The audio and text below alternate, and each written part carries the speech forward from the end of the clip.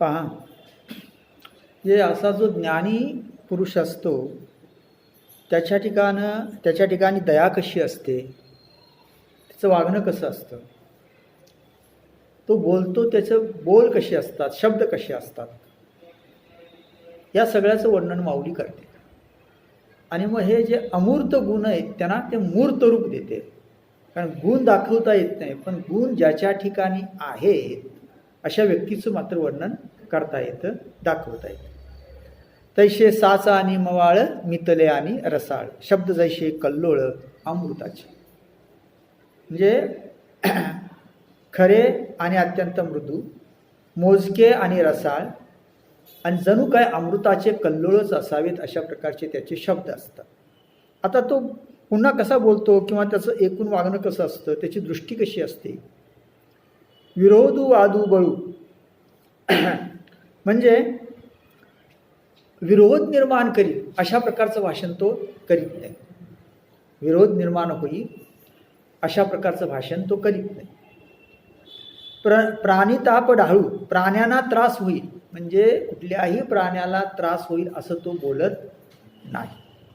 उपहासू छळू वर्मस्पर्शू, एखाद्याचा उपहास होईल, एखाद्याचा छळ होईल, एखाद्याच्या वर्माला म्हणजे हृदयाला लागेल असे शब्द त्याच्या मुखातून कधी येत नाही. म्हणजे पहा, बोलताना सुद्धा तो किती सावध असतो. जे प्रत्येक शब्द बोलताना तो अत्यंत सावध असतो. तो कधीही वाद उत्पन्न होईल असं भाषण करीत नाही, प्राण्यांना कासाविसवी त्रास होईल असं बोलत नाही, उपहास होईल असं बोलत नाही, कुणाचा छळ होईल असं बोलत नाही, आणि कुणाच्या वर्मी लागेल असंही तो बोलत नाही. असं ज्याचं वागणं आहे त्याला काय म्हणावं, संत म्हणा. नाही तर आज आपण पेपर वाचतोय, पेपरमध्ये काय असतं, आजच्या यानं त्याला काय शिव्या दिल्या आणि त्यानं त्याला काय शिव्या, याच्या पलीकडे काही पेपरमध्ये आजच्या नाही. जे आजचे पेपर असे आहेत की ते निष्कारण आपण घरी मागवतोय एक सवय म्हणून, अन्यथा त्यात वाचण्यासारखं काही नाही. हेच तुम्ही जर 19व्या शतकातील पेपर बघितलेत ना, तर खरोखर त्यामध्ये एवढं ज्ञान असायचं, अगदी छोट्या छोट्या गोष्टीबद्दलची फार सुंदर माहिती असायची. आणि त्यावेळी स्त्रिया एवढ्या सुधारलेल्या नव्हत्या, म्हणजे शिक्षण स्त्रियांचं झालं, स्त्रियांच्या बद्दल तरी एवढी माहिती दिलेली आहे त्यावेळेच्या पेपरमध्ये. ते वाचल्यानंतर आज सुद्धा आश्चर्य वाटतं आणि आजचे पेपर फेकून द्यावं तसं वाटतं. मुंबईला दादर या ठिकाणी मुंबई मराठी ग्रंथ संग्रहालय म्हणून फार मोठं ग्रंथ संग्रहालय आहे, फार मोठं ग्रंथ संग्रहालय. त्या ठिकाणी हे फार पूर्वीचे 19व्या शतकापासूनचे पेपर सगळे ना आणि त्यावेळेच्या पुरवण्या सगळ्या जपून ठेवलेले, सगळं जपून ठेवलं. तिथं गेल्यानंतर तिथं ते वाचत असताना तिथून उठूच नाही असं वाटतं. फार सुंदर अप्रतिम अशा प्रकारचा उपदेश ती केलेला आहे. लहान लहान गोष्टी शिकवलेल्या आहेत, सांगितलेल्या आहेत. आज ते काही नाही. म्हणजे आजची जी भाषा आहे लोकांची, ती भाषा अशी आहे की प्रत्येकाचा दुसऱ्याचा जणू काही ते एक प्रकारे आत्मिक खूनच करतायत असं म्हणायला काही हरकत नाही, अशा प्रकारची भाषा.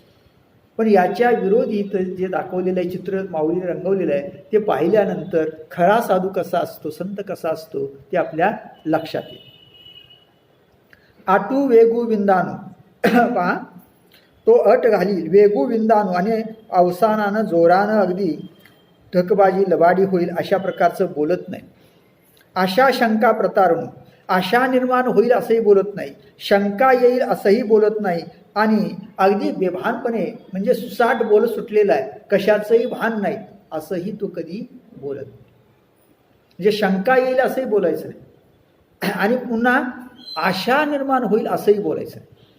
आशा निर्माण होणे याचा अर्थ काय होतो, त्या समोरच्या माणसाकडून काहीतरी आपल्याला मिळवायचं आहे त्या दृष्टीनं बोलायचं आहे, तसंही तो बोलत.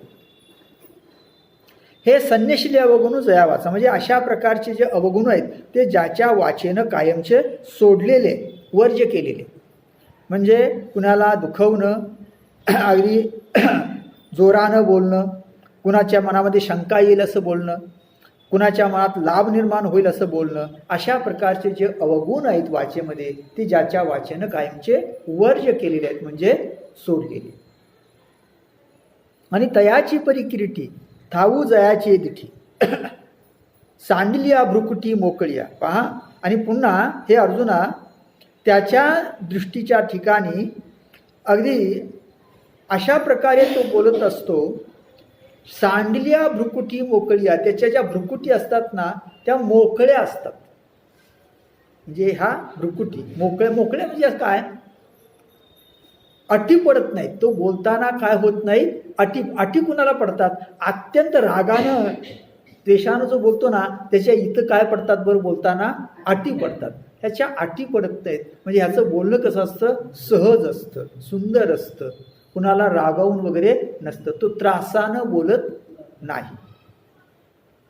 का जे भूती वस्तू आहे ते रूपो शक्य उपाय म्हणून वासून पाहे बहुत करुणी. पहा, प्रत्येक प्राणी मात्रामध्ये आत्मवस्तू आहे आणि म्हणून त्याच्या रूपाला कदाचित काय होईल, इजा होईल, म्हणून तो टक लावून सुद्धा कुणाकडे पाहत नाही. पहा, जे एखाद्या व्यक्तीकडे तो टक लावून सुद्धा पाहत नाही, कारण त्या व्यक्तीच्या प्रत्येक ठिकाणच्या कोण आहे, आत्मवस्तू आहे. आणि त्याला कदाचित इजा होईल, त्या आत्मवस्तूला कदाचित त्या आत्मवस्तूला दुःख होईल, म्हणून तो कुणाकडे टक लावून पाहत नाही. आता टक लावून पाहणे याच्यामध्ये सुद्धा एक अर्थ आहे, गर्भित अर्थ आहे. टक लावून आपण कुणाकडे पाहतो, त्याच्याकडून काहीतरी आपल्याला हवं आहे किंवा त्याच्यावर काहीतरी प्रभाव गाजवायचा आहे, काहीतरी करायचं, याच्याशिवाय आपण कुणाला टक लावून पाहत नाही. इथं त्याला काहीच करायचं नाही, त्यामुळे तो कुणाकडे टक लावून पाहत नाही. ऐसाई कोणी एके वेळी भितरले कृपेचे निबळे उगुण या डोळे दृष्टिकारी. असं असतानाही कदाचित जर त्याला बघायचंच असेल तर तो आतल्या धरलेल्या कृपेच्या बळानं सामर्थ्यानं उघडून डोळा दृष्टी घालतो. म्हणजे एखाद्याकडं कृपेनं पाहतो, कृपादृष्टीनं पाहतो. आणि मग ती कृपादृष्टी त्याची जी असते, म्हणजे जर एखाद्याकडे त्यानं चुकून बघितलंच तर ती कृपादृष्टी कशी अत्यंत मृदू मुलायम असते, अत्यंत मवाळ असते, अत्यंत नाजूक असते. त्याच्यामध्ये कसं जणू काही अमृत भरलेलं असतं, ते माऊली सांगते. तरी चंद्रबिंबवनी धारा निघता नव्हती गोचरा परी एकसरे चकोरा निघती दोन्ही. पहा, चंद्राच्या बिंबातून म्हणजे चंद्रातून निघणाऱ्या अमृतधारा त्या चकोर पक्षाला, ज्या चकोर पक्षी त्याच्यावर जगतो, त्या किती कसे असले तर त्या चकोर पक्षाला कधी धारा त्रासदायक होत नाही.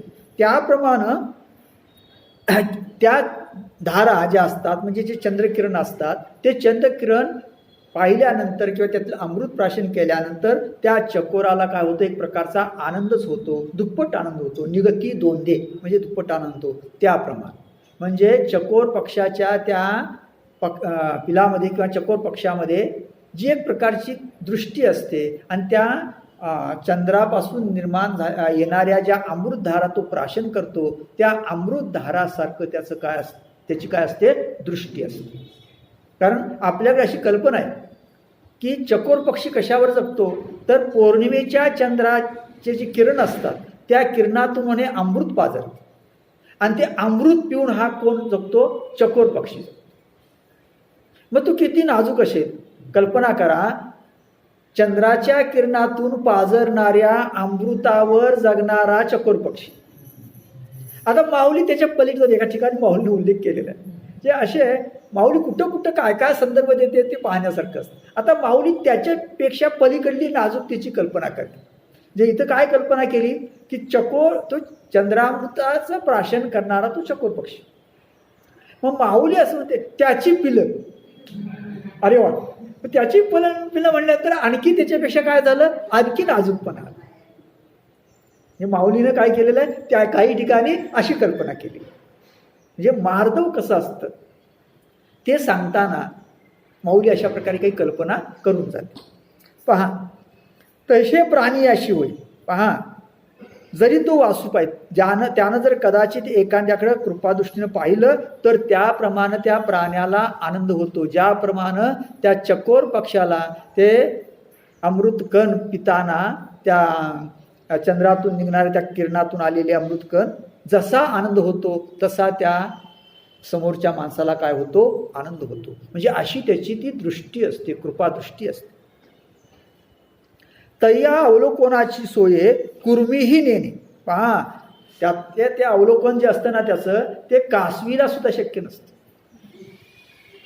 कारण कासवी ही काय करते, दूरदृष्टीनंच आपल्या पिलांना पाजते.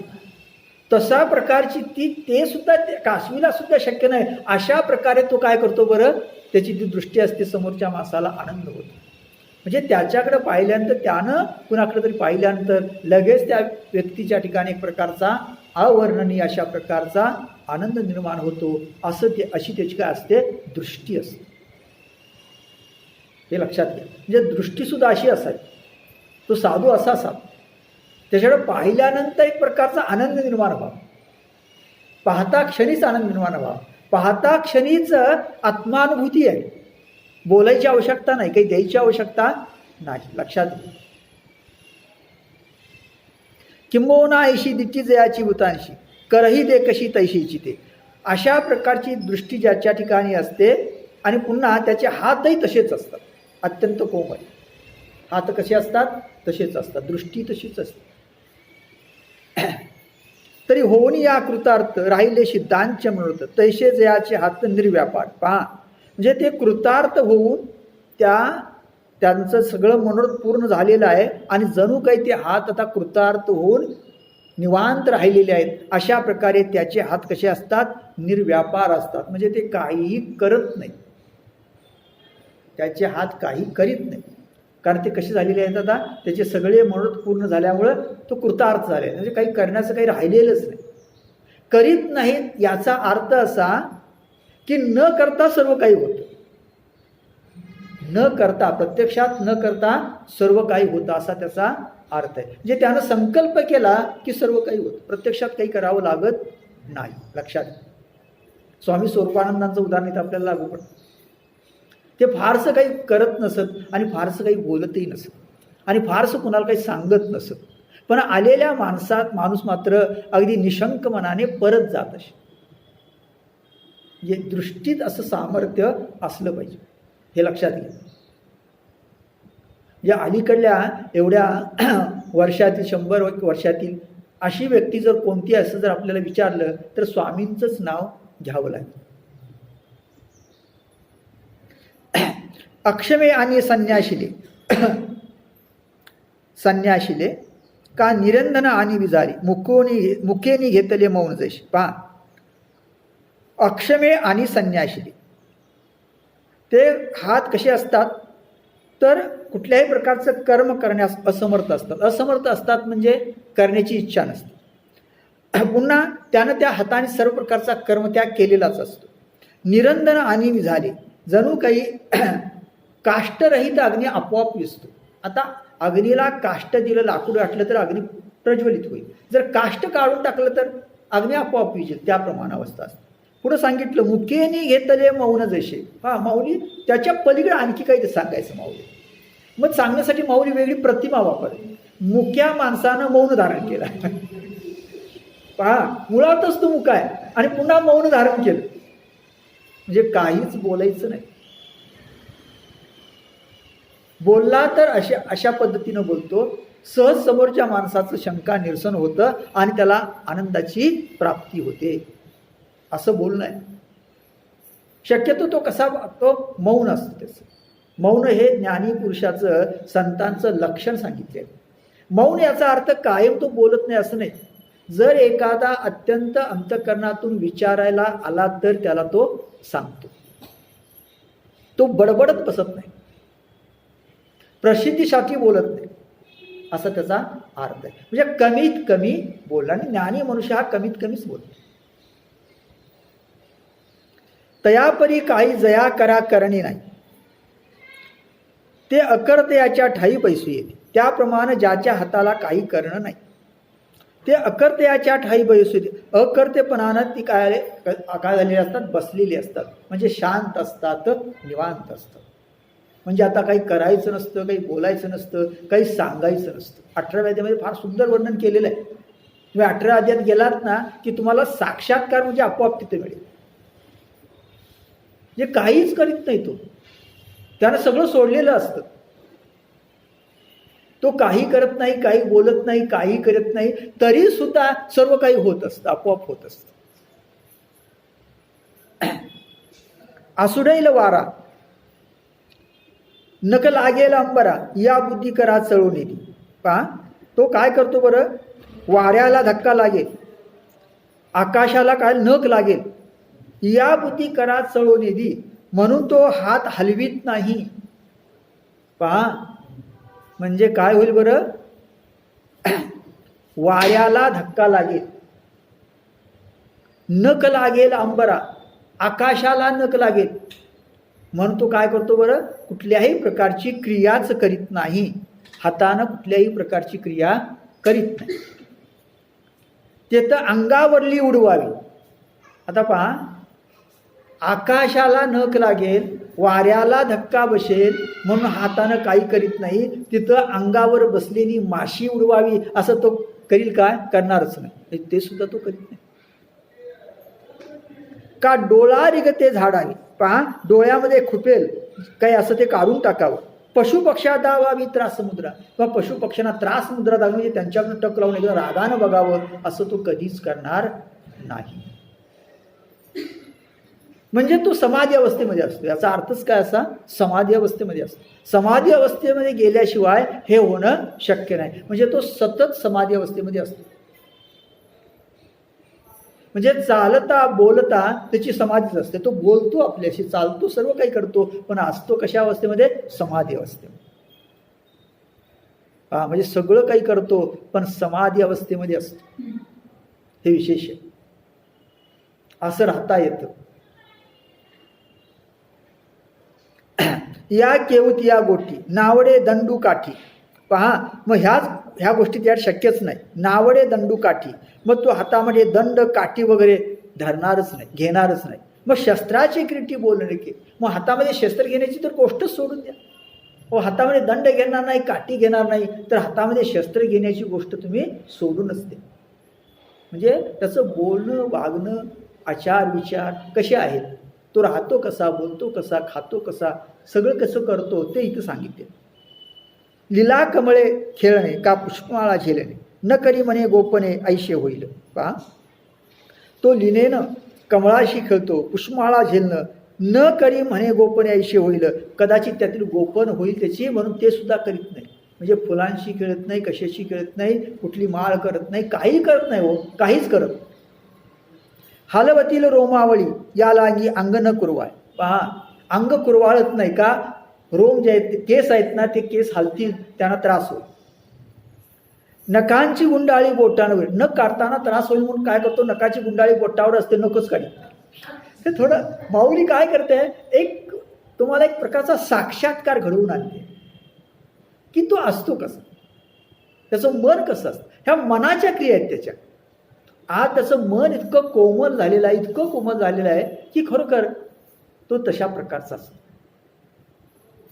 माझे एक मित्र होते आणि ते मित्र झाले म्हणजे आम्ही एकदा रिफ्रेशर कोर्सला गोव्याला गेलो आणि तिथे एक मला ते कवी मित्र भेटले. फार अत्यंत नाजूक मनाचा माणूस. तो जाताना सुद्धा बाजूला ज्या लाजारीची झाडं असतील ना, काय असेल ना, तर तो असा म्हणजे थांबायचा आणि शिस्तीत पाय टेकायचा आणि बाजूनं जायचं. अरे नाही नाही त्याला लागेल आहे, त्याला त्रास होईल असं म्हणायचं. इतर लगे आमचे जे मित्र म्हणजे ते लगेच सगळे हसायचे, म्हणण्याची वेळ आहे. पण नाही, खरोखर तो नाजूक अंतकरणाचा, हे अत्यंत नाजूक अंतकरण. अशी व्यक्ती जी असते ना, ती कधी दुसऱ्याचं वाईट करणं हा विचार त्यांच्या मनामध्ये कधी येतच नाही. आला तर तो एकच येतो, दुसऱ्याचं काय व्हावं, कल्याण. तो करणे याचाची अभाव परी ऐसाई पडे प्रस्ताव, तरी हाची सराव जे जोडी जाते. पहा करणे याचाची अभाव म्हणजे कुठल्याही प्रकारच्या करण्याचा अभाव, म्हणजे तो काही करीत नाही.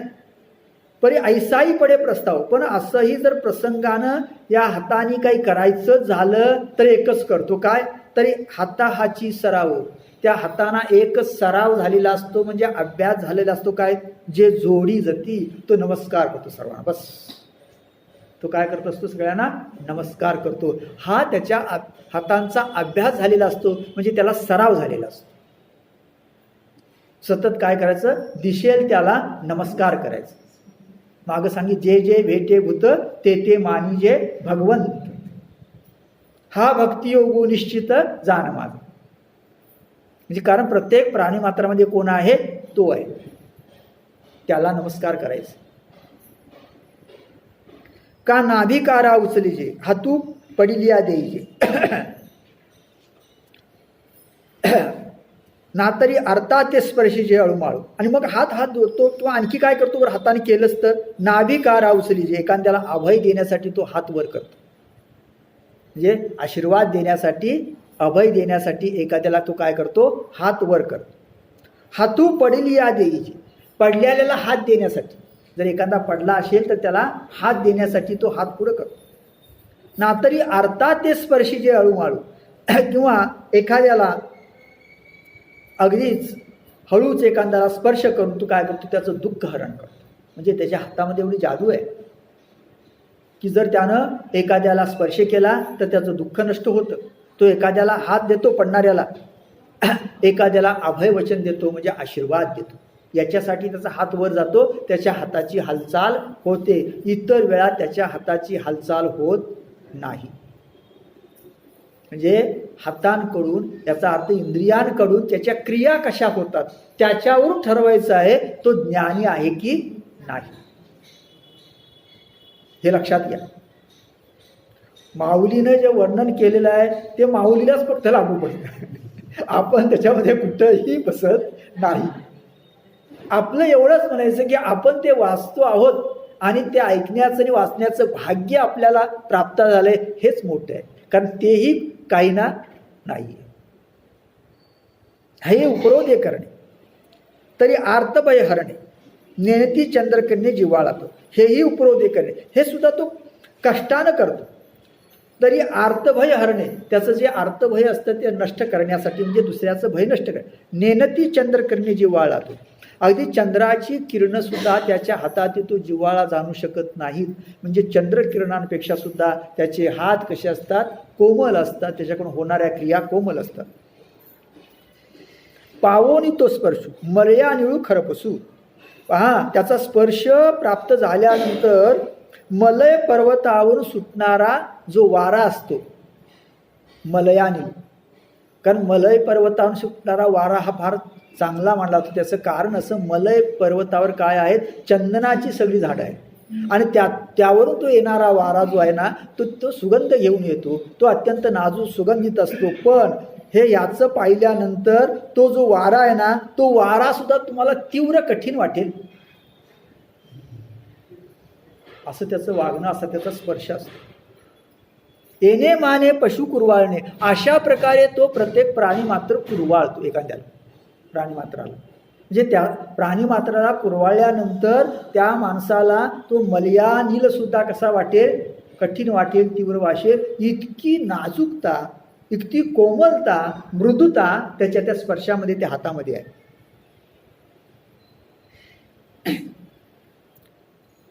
जे सदा रीते मोकळे जैशी चंदनांगे निसळे. पहा, म्हणजे चंदनाची झाडं जी असतात ना, ती सतत रिकामी असतात. म्हणजे त्यांना कधी फळं येत नाहीत. पहा, न फळताय निर्फळे होतीची ना, पण तरीही आपण चंदनाच्या झाडाला फळ येत नाही म्हणून कधी ते निर्फळे असं म्हणतो का? नाही. कारण त्याच्याकडे पाहण्याचा दृष्टिकोन वेगळा असतो. कारण त्या चंदनाच्या झाडाकडे आपण त्यानं फळ द्यावी म्हणून पाहत नाही. त्याचा जो सुगंध आहे ना, तो सुगंध महत्त्वाचा असतो. दारामध्ये तुळशीचं झाड लावताना आपण कधीही अपेक्षा करीत नाही की त्या तुळशीकडून आपल्याला काही फळं मिळावी. नाही. तुळशीच्या झाडाकडून आपल्याला तसं प्रत्यक्षात काही मिळतं का? नाही. पण तरीसुद्धा आपण दररोज काय करतोय बरं? त्या तुळशीला पाणी घालतो. हे लक्षात घ्या.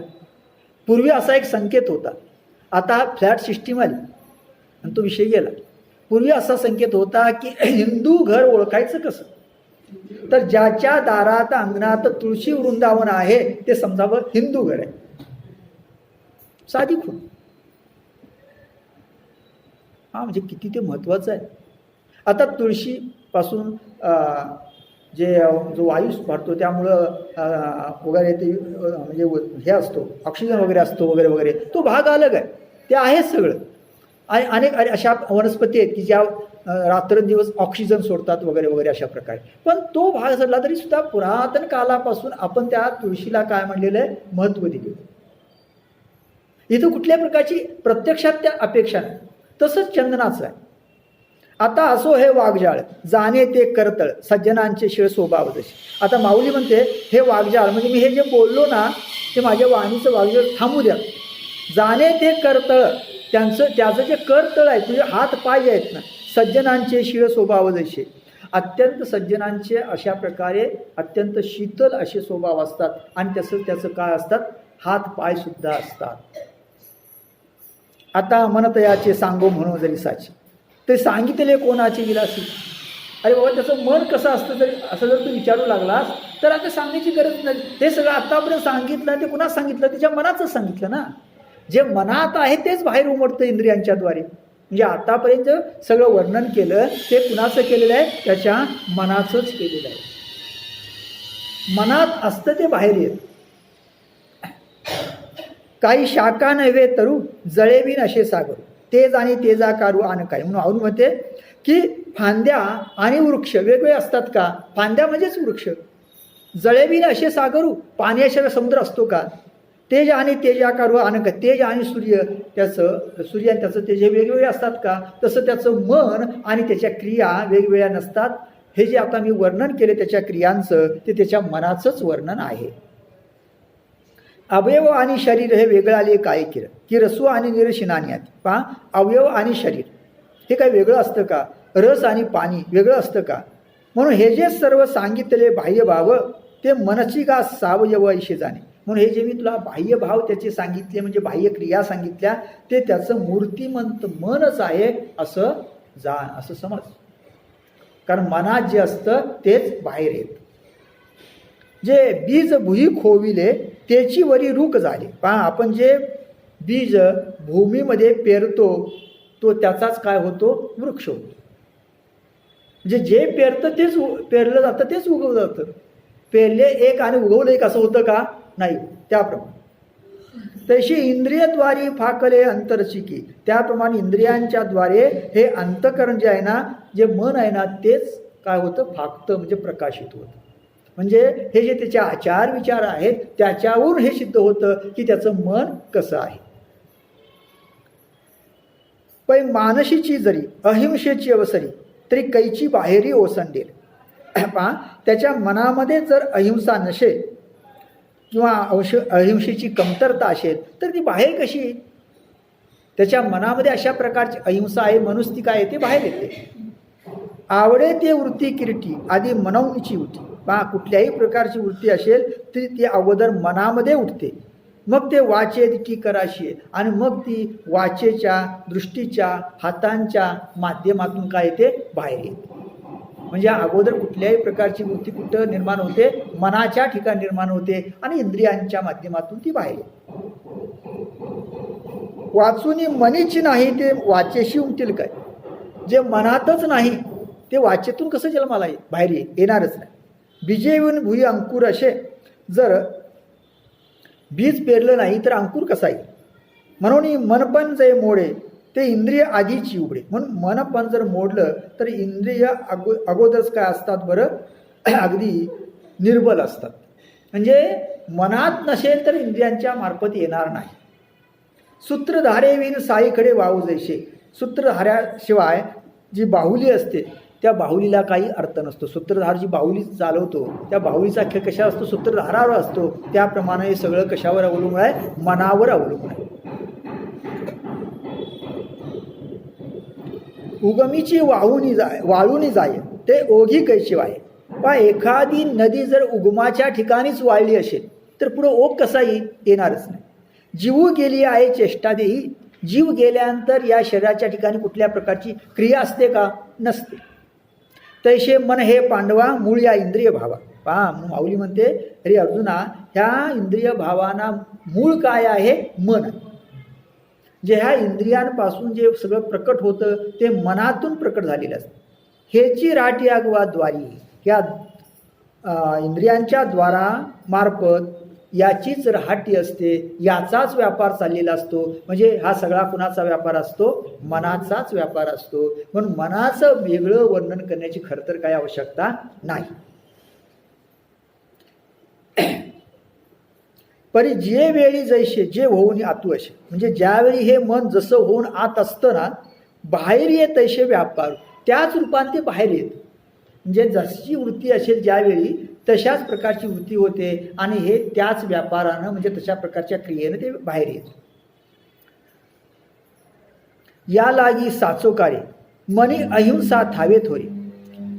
अशा प्रकारे मनामध्ये जर अहिंसा स्थिर झाली असेल, जैशी पिकली धृती आदरे बोबातनिके, ज्याप्रमाणे एखाद्या फळाच्या ठिकाणी फळ जर पिकलं असेल तर त्याचा वास आपोआप काय करतो? बाहेर येतो. त्याप्रमाणे ह्या मनाच्या द्वारे हे सर्व काही बाहेर येत असते.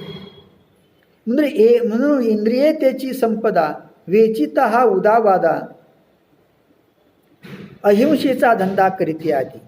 आणि म्हणून इंद्रिय हीच काय करत असतात बरं? या सर्व क्रियातून हा अहिंसेचा धंदा करत असतात. म्हणजे अहिंसा कशी आहे हे या इंद्रियांच्या मार्फतच आपल्याला समजत असतं, त्यांच्या व्यापाराच्या मार्फत समजत असतं. समुद्री दाटे भरिते ते समुद्रची भरी तरी आते, तैसे स्वसंपत्ती चित्ते इंद्रिया केली.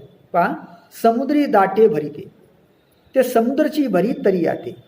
पहा, समुद्राला भरती आल्यानंतर त्या समुद्राच्या पाण्याने खाड्याही भरल्या जातात. तसेच स्वसंपत्ती चित्ते इंद्रिया केली, त्याप्रमाणे आजची संपत्ती असते म्हणजे मनाची संपत्ती, तेच इंद्रियांच्या द्वारे बाहेर येते. म्हणजे इंद्रिय सुद्धा तेच दाखवतात. हे असो बहुपंडितू धरुणी बाळकाचा हातू ओळीली व्यक्तू आपणच. ज्याप्रमाणे पंडित म्हणजे एखादा शिक्षक लहान मुलाचा हात धरून काय करतो बरं? तो स्पष्टपणे त्याच्याकडून ते अक्षर लिहून घेतो. त्याप्रमाणे तैसे दयालुत्व आपले मने हातापाया आणले, मग ते त उपजविले अहिंसेत. त्याप्रमाणे त्याच्या हातापायातून हे दयालुत्व म्हणजे ही दया बाहेर प्रकट होत असते. मग ते त उपजविले अहिंसेते, आणि त्यातून मग ही अहिंसा जन्माला आलेली आहे असं समजा.